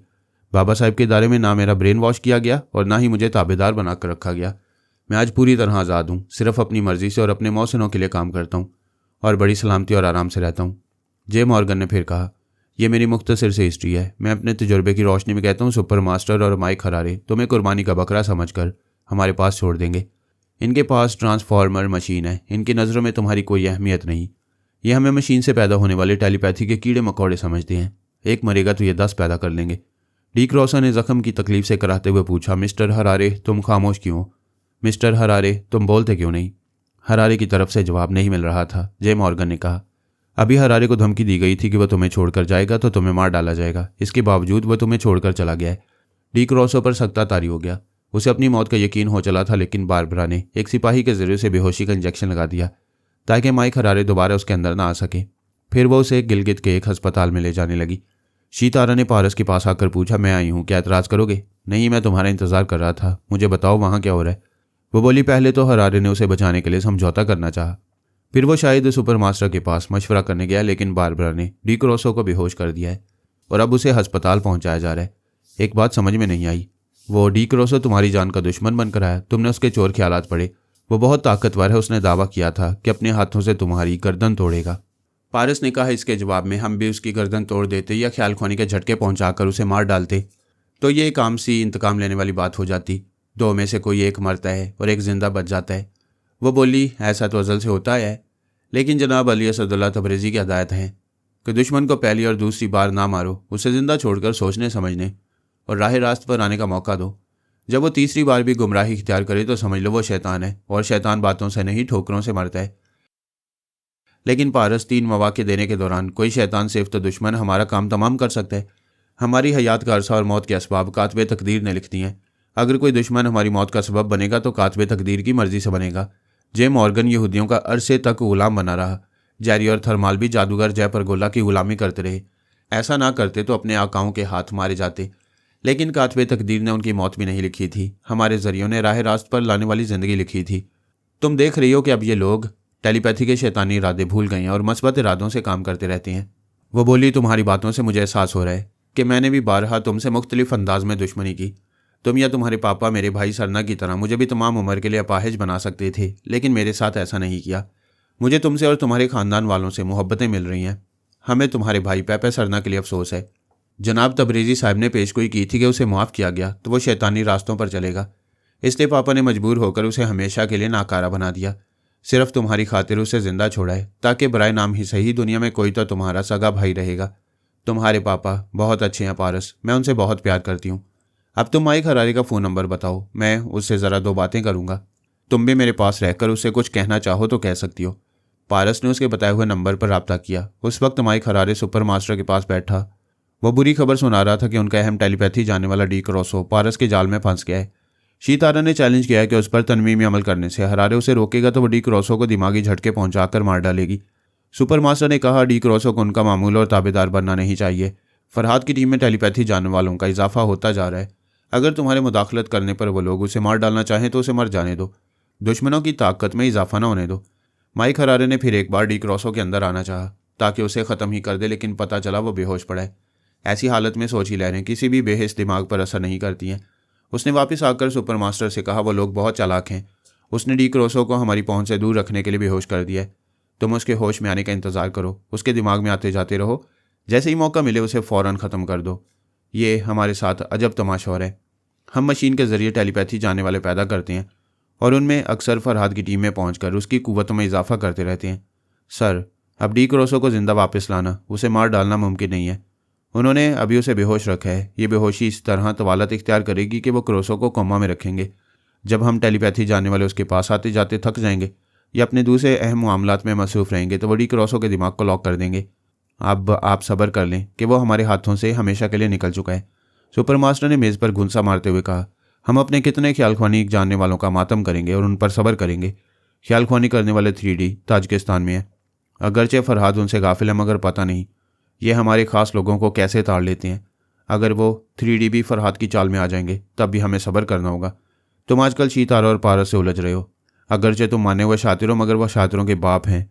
तुम भी फंसोगे तो सब्र करना होगा, क्योंकि हमारे पास मशीन है। हम दूसरे माइक हरारे और डी क्रॉसो जैसे और टेलीपैथी जानने वाले पैदा कर लेंगे। बेशक कर लेंगे, मगर एक वक्त आएगा वो भी हमारे हाथों से निकल जाएंगे। फौज के काला अफसर ने कहा, मिस्टर हरारे, तुमने शीतारा को काबू में करने के लिए दिल्ली शहर की नाकाबंदी कराई थी। एक तो तुम गैर मामूली तौर पर शातिर हो, फिर पूरी भारतीय फौज तुम्हारे साथ ही। फिर भी पारस शीतारा को वहां से निकाल ले गया। क्या तुम खुद को ऊंट कहोगे जो पहाड़ के मुकाबले आने के बाद अपने कद की कोताही को मानता है? हरारे ने कहा, वो मेरा पारस से पहला टकराव था। मैं उसकी चालों को नहीं समझ पाया। दूसरी बार उससे टकराव होगा तो उसे बुरी तरह मात दूंगा। अफसर ने कहा, हमारी मालूमात के मुताबिक डी क्रॉसो के मामलात में तुम उसकी निगरानी कर रहे थे। जब ये बात मालूम हुई कि पारस ने डी क्रॉसो से पहले ही अक्स मुंतकिल करके पाकिस्तानी आर्मी को अलर्ट कर दिया था, तो डी क्रॉसो को वहां से बाहिफाजत निकाल लाने की जिम्मेदारी तुम्हारी थी। अगर उससे चेक पोस्ट पर पारस के टेलीपैथी जाने वाले थे तो उनके मुकाबले में तुम थे, और मजीद 3D को फौरन बुलाकर डी क्रॉसो को जख्मी होने से बचा सकते थे। मैं तनहा कितने महाजों पर लड़ूंगा। मैं शीतारा और पारस से उलझा हुआ था। ऐसे वक्त काहिरा में सानी और अली से टकराव हो गया। फिर वक्तन फवक्तन ताजिकिस्तान में 3D की रहनुमाई करता हूँ। उसके बाद डी क्रॉसो के मामलात में भी सर खुपाता हूँ। अगर सिर्फ डी क्रॉसो के पास रहता तो कभी उसे हाथों से निकलने नहीं देता। सुपर मास्टर ने कहा, मिस्टर हरारे, तुमसे उम्मीद नहीं थी कि तुम हमसे झूठ बोलोगे। क्या वाकई तुम ताजिकिस्तान में 3D की रहनुमाई करते हो? हरारे ने हिचकिचाते हुए कहा, बेशक उनकी रहनुमाई करता हूँ। आप इसे गलत क्यों समझ रहे हैं? इसलिए कि पिछले हफ्ते हमने 3D को फिर एक बार मशीन से गुजारा था। हमें शुबा था कि दाऊद मंडोला उनके दिमागों को पढ़ता होगा। हमने उन 3D के तीनों दिमागों को इस तरह लॉक किया कि मंडोला तो क्या, तुम भी उन तीनों के दिमागों के अंदर नहीं पहुंच सकते। फिर उनसे कैसे रब्ता करते हो, कैसे उनकी रहनुमाई करते हो? एक फौजी अफसर ने कहा, अगर ऐसा करते हो तो अभी 3D में से किसी एक को ख्यालख्वानी के जरिए यहाँ बुलाओ। माइक हरारे को पता नहीं था कि 3D के दिमागों को लॉक कर दिया गया है। वो झूठ बोलकर फंस गया था। फिर भी उसने ख्यालख्वानी की परवाज़ की। बारी बारी डी क्रेन, डी हार्वे और डी मोरा के अंदर जाना चाहा। उन्होंने सांसें रोक लीं। एक और फौजी अफसर ने पूछा, क्या हुआ मिस्टर हरारे? कि हमने तुम्हें ज़हीन तरीन आलमी चैंपियन समझकर तुम पर भरोसा करके बहुत बड़ी गलती नहीं की है? वह सर झुकाकर बोला, मैं एतराफ़ करता हूँ, अभी 3D के सिलसिले में झूठ बोल रहा था। क्या सिर्फ 3D के सिलसिले में? क्या सानी और अली के केस में नहीं? सानी तो बेंजामिन बार्क को सजाए मौत देने के सिलसिले में मसरूफ़ रही थी। नहीं, मैं एतराफ़ करता हूँ कि सानी और बार्क के केस में मेरा कोई ताल्लुक नहीं।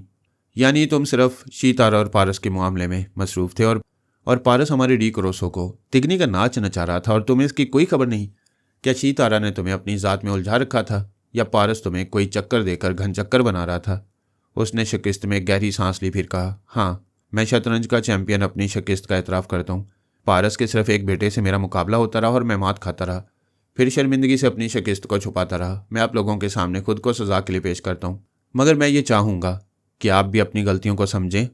ये जो ट्रांसफार्मर मशीन आपके पास है, उससे फरहाद अली तैमूर को फ़ायदा पहुँच रहा है। बेशक हमें इस गलती का एहसास हो गया। हम अपनी हिकमत अमली बदल चुके हैं। फरहाद और उसके ख्यालख्वानी करने वाले या खुफिया यहूदी तंजीम वाले आइंदा कभी हमारे किसी टेलीपैथी जाने वाले को ट्रैप नहीं कर सकेंगे। सुपर मास्टर ने कहा, हमने 3D को दोबारा मशीन से गुजार कर ये बात उनके दिमागों में नक्श कर दी है कि आइंदा वो दुश्मनों को तो क्या, अपने टेलीपैथी जाने वाले साथियों को भी अपने दिमाग में जगह नहीं देंगे। दिमाग का दरवाज़ा खुलने से ही दुश्मनों को मुसल्लत होने का मौका मिलता है। हरारे ने कहा, लेकिन दुश्मन मुज़र दवाएँ खिलाकर या ज़ख्मी करके दिमाग के अंदर पहुँच जाते हैं। सुपर मास्टर ने कहा, 3D के हाथों की एक उंगली में एक ऐसी अंगूठी है जो दरअसल सोनिया की ईजाद है। इस अंगूठी में वो ज़रा रसां दवा छुपा कर रखती थी। हमने ऐसी अंगूठियों में जहर छुपा कर रखा है, और ये बात उनके जहन में नक्श कर दी है कि जब भी वो सांस रोकने में नाकाम होंगे तो पराई सोच की लहरों को महसूस करते ही अपनी अंगूठी का जहर हलक से उतार लें। इस तरह वो मुल्क और कौम पर कुर्बान होंगे। अपनी टेलीपैथी से दुश्मनों को फ़ायदा नहीं पहुँचने देंगे। मैं समझ गया, आप लोग मुझे उस मशीन से दोबारा गुजारेंगे और फिर मेरे भी एक उंगली में एक जहरीली अंगूठी पहना देंगे। हाँ, तुमने अगरचा मात खाई है, इसके बावजूद बेहद ज़हीन हो। हम नहीं चाहेंगे कि तुम्हारी जहानत और टेलीपैथी किसी भी दुश्मन के काम आए। लिहाजा तुम अभी ज़ेरे हिरासत रहोगे। कल सुबह 10 बजे तुम्हें ट्रांसफार्मर मशीन से गुजारा जाएगा। दूसरे फौजी अफसर ने कहा, अपना ये मोबाइल फ़ोन भी हमें दे दो। कल शाम को ये फ़ोन तुम्हें वापस कर दिया जाएगा। उसने जैसे ही वह फ़ोन अफसर के हवाले किया, उससे इशारा मौसूल होने लगा। अफसर ने उसे ऑन करके पूछा, हेलो। दूसरी तरफ से आवाज़ आई, मैं पारस हूँ और माइक हरारे से बात करना चाहता हूँ। अफसर ने कहा, मैं माइक हरारे बोल रहा हूँ, तुम क्या कहना चाहते हो? मिस्टर बनास्पति हरारे, मुझे गधे और घोड़े की पहचान है, फ़ोन घोड़े को दो। अफसर ने गुस्से से धारते हुए कहा, यू शट अप, तो मुझे गधा कह रहे हो? मैं तुम्हें गोली मार दूंगा। बाज़ फौजी अफसर ऐसे ही सूरमा होते हैं, फ़ोन के जरिए अपने मुखालिफ को गोली मार देते हैं। माइक हरारे ने कहा, सर अगर किसी ने मुझे फ़ोन किया है तो मुझे गधा कह रहा है, आप मुझे बात करने दें। अफसर ने गरज कर कहा, हरगिज़ नहीं, तुम ज़ेर हिरासत हो, किसी से गुफ्तगू नहीं करोगे। मैं जानता हूँ ये पारस क्या कहना चाहता है, अपनी कामयाबी पर कह के लगाकर तुम्हें और हमें जलील करना चाहता है। पारस ने कहा, अजीब गधे अफसर हो, मैंने खतरे से आगाह करने के लिए फ़ोन किया और तुम मुझे दुश्मन समझ रहे हो। अफसर उछल कर खड़ा हो गया, कैसा खतरा, जल्दी बताओ, तुम किस खतरे की बात कर रहे हो? कम ऑन हरी अप, जल्दी बताओ, वरना मैं तुम्हें गोली। वो बोलते बोलते रुक गया। उसे याद आ गया कि फ़ोन के जरिए गोली नहीं मार सकेगा। पारस ने कहा, अभी शीतारा ने तुम्हारे हेडक्वार्टर के एक फ़ौजी के दिमाग पर कब्जा जमाया है। वो एक गन लेकर तुम सब पर गोलियां बरसाने इसी दफ्तर की तरफ चला रहा है। अफसर ने फ़ौरन ही मोबाइल फ़ोन मेज़ पर फेंकते हुए गरजदार आवाज़ में सिपाहियों से कहा, फ़ौरन खिड़कियां और दरवाजे अंदर से बंद करो, हरी आप जल्दी करो, शीतारा हमारे एक फ़ौजी के दिमाग पर कब्जा जमा कर यहाँ हमें गोलियां मारने आ रही है। दफ्तर में 4 मुसल्ला जवान थे। उन्होंने दौड़कर खिड़कियों और दरवाज़ों को बंद किया। सुपर मास्टर और 2 फौजी अफसरान कुर्सी से लुढ़कते हुए फर्श पर लेट गए। माइक हरारे ने मेज़ पर पड़े हुए मोबाइल फ़ोन को उठाकर कहा, हेलो पारस, मैं तुम्हारी रग रग को समझने की कोशिश कर रहा हूँ। मुझे फ़ोन पर बात करने की इजाज़त नहीं दी जा रही थी, इसलिए धमाका किया है। मेरे अफसरान खिड़कियां और दरवाजे बंद करके फर्श पर लेट गए हैं ताकि फायरिंग हो तो गोलियां ऊपर से गुजर जाएं। पारस ने पूछा, तुम्हें यकीन क्यों नहीं आ रहा है कि शीतारा किसी को अलाकार बनाकर तुम लोगों पर गोलियां बरसा सकती है? शीतारा ऐसा कर सकती है, लेकिन तुम्हारे साथ और तुम लोग जब कोई बड़ा नुकसान उठाते हो तभी इंतकामी कार्रवाई करते हो। लेकिन आज तुम्हें नुकसान नहीं हुआ, हमारे एक ख्याल ख्वानी करने वाला जीत कर हमें नुकसान पहुंचाए। इसके बाद तुम शीतारा को गोलियां चलाने की इजाज़त नहीं दोगे क्योंकि हमें सज़ा दे चुके हो। सुपर मास्टर ने कहा, यह क्या फजूल बातें कर रहे हो? फ़ोन पर दफ्तर के बाहर सिक्योरिटी को अलर्ट करो, उनसे कहो कि इस दफ्तर की तरफ किसी मुसल्ला फ़ौजी को ना आने दें। हरारे ने सुपर मास्टर को नज़रअंदाज करके पारस से पूछा, मुझे किस लिए फ़ोन किया था? क्या मेरी शिकस्त का मजाक उड़ाना चाहते हो? फातेह बनकर मफतू का मजाक उड़ाना सरासर गरूर है। हम मुख्तलिफ़ किस्म के फ़राइज़ अंजाम देते हैं, उनमें से एक फ़र्ज़ ये भी होता है कि तुम्हारे जैसे ज़हीन शख्स को मस्बत अंदाज में ज़िंदगी गुजारने का मशवरा दें। अपनी जहानत और सलाहियतों को इंसानियत की भलाई के लिए इस्तेमाल करो, अपने खुदा की खुशनुदी हासिल करो। मैं नसीहतें करने वाला बुजुर्ग नहीं हूँ, लेकिन जनाब तबरेज़ी साहब की हदायत के मुताबिक हर ज़हीन और बासलाहियत शख्स से ऐसी 2-4 बातें कह देता हूँ। तुमसे भी मैंने कह दिया, मेरा फ़र्ज़ अदा हो गया, मैं फ़ोन बंद कर रहा हूँ। हरारे ने कहा, ज़रा 1 मिनट, फ़ोन बंद न करना, वरना मेरे अफसरान क़यामत तक ज़मीन पर औंधे पड़े रहेंगे। इनसे कह दो कि शीतारा किसी को अलाकार बनाकर गोलियां नहीं चलाएगी। माइक हरारे ने अपनी कुर्सी पर से झुककर मेज़ के नीचे लेटते हुए अफसर को फ़ोन देते हुए कहा, सर ये पारस मजाक कर रहा था, हमें कोई गोलियां मारने यहाँ नहीं आ रहा। अफसर ने फ़ोन लेकर कान से लगाते हुए कहा, हेलो हेलो पारस, ये सब क्या हो रहा है? पारस ने कहा, ये तुमने बार बार फ़ोन के ज़रिए गोली मारने की धमकी दे रहे थे। मैंने भी एक धमकी दे दी, तुम्हारी धमकी ने ऐसा नहीं किया, मगर मेरी धमकी ने तुम लोगों को फर्श पर लिटा दिया। उठो और वर्दी साफ करके अफसराना शान से कुर्सी पर बैठो, मेरी शीतारा तो इस वक्त सो रही है। वह फर्श पर से उठते हुए मेज़ के नीचे से निकलते हुए बोला, यू नॉनसेंस, तुम हमारा मजाक उड़ा रहे थे। मैं तुम्हें गो गो गो। पारस ने कहा, हाँ ये ठीक है, गोली मारने से पहले रुक जाया करो, मैंने सिर्फ मजाक उड़ाया इसलिए जिंदा हो, कहो तो संजीदगी इख्तियार करूं और शीतारा को नींद से जगाकर तुम्हारे किसी फौजी के दिमाग में भेज दूं? नहीं, हम कोई दुश्मनी नहीं चाहते, अब फ़ोन बंद कर दो। माइक हरारे से बात करने की इजाज़त नहीं दी जाएगी। फिर भी हमने बातें कर ली। बहरहाल ये कहने के लिए फ़ोन किया कि आइंदा सियाचिन की तरफ दूसरी टीम भेजने की हमाकत न करना। हम यहाँ खैरियत से हैं और चाहते हैं कि तुम भी वहाँ खैरियत से रहा करो। अब पूछो कि हम कहाँ बखैरियत हैं? मैं पूछने की ज़रूरत नहीं समझता, आइंदा हमसे कोई राब्ता न रहे तो बेहतर है। राब्ता कैसे नहीं रहेगा? अभी दाई माँ पूजा और पाशा वाशिंगटन में है और मैं भी शीतारा के साथ वाशिंगटन के करीब एक छोटे से शहर में पहुँच गया हूँ। अब तक तुमसे अलैक्स लैक होती रहेगी। उसने हैरानी से पूछा, क्या तुम दोनों यहाँ पहुँच गए हो? ज़ाहिर है हमारी अमानतें तुम्हारे पास हैं, उन्हें लेकर ही वापस जाएंगे। अफसर ने फ़ोन बंद कर दिया। फिर हरारे से पूछा, क्या तुम्हें मालूम था कि वो दोनों यहाँ पहुँच गए हैं? मुझे मालूम होता तो मैं फ़ौरन इतला देता। प्लीज़ आप लोग अब मुझसे इतने भी बदगुमान न हो। अगर मेरी वफादारी पर ज़रा सा भी शुबह है तो कल ट्रांसफार्मर मशीन से गुजारने के बाद आप मेरी तरफ से मुतमईन हो जाएंगे। अच्छी बात है, तुम अपने बंगले में जाओ, बंगले के अतराफ मुसल्ला गार्ड्स होंगे और तुम हमारी इजाज़त के बगैर बाहर नहीं निकलोगे। माइक हरारे उठकर खड़ा हो गया। 2 मुसल्ला जवान उसके दाएं बाएं आ गए। उसे अच्छी तरह समझा दिया गया क्या वो हिरासत में रहेगा। उसके जाने के बाद फौजी अफसर ने कहा, यह एक नई मुसीबत है, शीतारा और पारस यहाँ पहुँच गए हैं। सुपर मास्टर ने कहा, उन्होंने अपनी आमद की पेश की इतला दी थी। हम भी तवक्को कर रहे थे कि शीतारा अपनी दाइमा पूजा और पाशा के लिए ज़रूर आएगी। आप उन्हें बहुत बड़ी मुसीबत ना समझें। हमने उनके ही हथियार से उन्हें मारने के जो इंतजाम किए उनसे पता चलेगा कि हम शेर पर सवा शेर हैं। इस बार पाशा उनके हाथ लगा था। अगरचे वह हैरत अंगेज जिस्मानी कुव्वत का मालिक था, लेकिन मुस्तकिल मिजाज नहीं था। इस बार सुपर मास्टर ने ट्रांसफार्मर मशीन से उसे गुजार कर उसकी ये तमाम खामियां दूर कर दी थी। उसके अंदर से औरतों के फ्रेम में आने वाली हमाकतें मिटा दी। ये बात नक्श कर दी कि पसंदीदा औरत से खेले फिर उसे ठोकरें मारकर दूर कर दे। उसे संजीदा ज़हीन और हाजिर दिमाग बना दिया। उन्होंने सही मायने में उसे एक फौलादी पहाड़ बना दिया। उसके दिमाग से उसकी बीवी मरियम की यादें और उसकी पहचान मिटा दी। आइंदा पारस भी उसकी किसी नफ्सियाती कमजोरी से खेलकर उस पर काबू नहीं पा सकता था, बल्कि अब वो पारस के लिए बहुत बड़ा खतरा बन गया था। कोई इंसानी हाथ उस पहाड़ को काट नहीं सकते थे। अगर उसे मुज़र दवाएं पिलाई जाती, उसके दिमाग पर कब्जा जमाने के लिए उसे बुरी तरह जख्मी किया जाता, तब भी वो ज़ेर नहीं किया जा सकता था। उसके एक उंगली में भी अंगूठी पहना दी गई और उसके जहन में यह बात नक्श कर दी गई कि जब वो पराई सोच की लहरों को महसूस करते ही सांस ना रोक सके तो एक लम्हा भी ज़ाया किए बगैर अंगूठी का जहर हलक में उतार ले। एक तो वो गैर मामूली सलाहियतों से भरपूर था, दूसरा उसे 2 आतिशा बल्कि 4 आतिशा बना दिया गया, यानी ट्रांसफार्मर मशीन के जरिए उसे टेलीपैथी का इल्म दे दिया गया और उसे अमरीकी हुकूमत का सच्चा वफादार और जानिसार बना दिया गया। अब से पहले पाशा जैसा नाकाबिल शिकस्त और हैरत अंगेज इंसान इस मशीन से नहीं गुजरा था। पहली बार इस मशीन ने सुपर मास्टर और फौज के आला अफसरान की तमाम हसरतें पूरी कर दी थीं। इसलिए सुपर मास्टर कह रहा था कि इस बार वो शीतारा और पारस को उनके ही हथियार से मारेगा। पाशा के बाद दूसरा हथियार पूजा को बनाया गया था। पूजा के हुस्न में जादू भरा था। फिर उसे टेलीपैथी का इल्म देकर उसके दिमाग में शीतारा और पारस के खिलाफ नफरतें भर दी गई थीं और हर पहलू से उसे शीतारा के लिए एक ज़बरदस्त चैलेंज बना दिया गया था। बेचारी दाई माँ बूढ़ी थी, उसे टेलीपैथी का इल्म नहीं दिया गया, लेकिन उस पर तनवीमी अमल कराया गया, जिसके नतीजे में दिमाग लॉक हो गया था। शीतारा भी उसके अंदर नहीं पहुंच सकती थी। अगर वो दाई माँ से ज़बरदस्ती करती और उसके दिमाग को कमज़ोर बनाकर उसके ख्यालात पढ़ना चाहती तो दाई माँ भी सोच की लहरों को महसूस करते ही खुदकुशी कर लेती। ये सब कुछ करने के बाद उन तीनों को शीतारा के हवाले किया जाने वाला था। अब वो तीनों दोस्त बनकर शीतारा और पारस के साथ ना जाते और दुश्मनी शुरू कर देते तो सुपर मास्टर यही कहता कि वो तो अमानतें लौटा रहे, कसूर उसका नहीं है, कसूर अमानतों का है जो लौटना नहीं चाहती। हेरा फेरी कौन नहीं करता? सुपर मास्टर और वहाँ की फ़ौज के आला अफसरान भी कर रहे थे। और ये हकीकत है कि हेरा फेरी करने वाले ये भूल जाते हैं कि दूसरी तरफ से भी कुछ ऐसा ही हो रहा है। दूसरी तरफ से ये हो रहा था कि शीतारा और पारस अभी वॉशिंगटन नहीं पहुंचे थे। पारस तो हिंदुस्तान में था। दुश्मन उन दोनों की तवक्को कर रहे थे और तवक्को के खिलाफ सोनिया सानी और अली तैमूर पहुंचने वाले थे। उनके साथ शीतारा भी थी। अभी एक त्यारे में उनका सफ़र जारी था और इस त्यारे की आखिरी कितार की एक सीट पर दाऊद मंडोला बैठा हुआ था। वहाँ आग भी थी और पानी भी था। शायद पानी आग को बुझाने वाला था, शायद आग पानी को भाप उड़ाकर उड़ाने वाली थी। आग और पानी इतने ज़्यादा करीब हों तो कुछ ना कुछ ज़रूर होता है। वहाँ कुछ होने वाला था।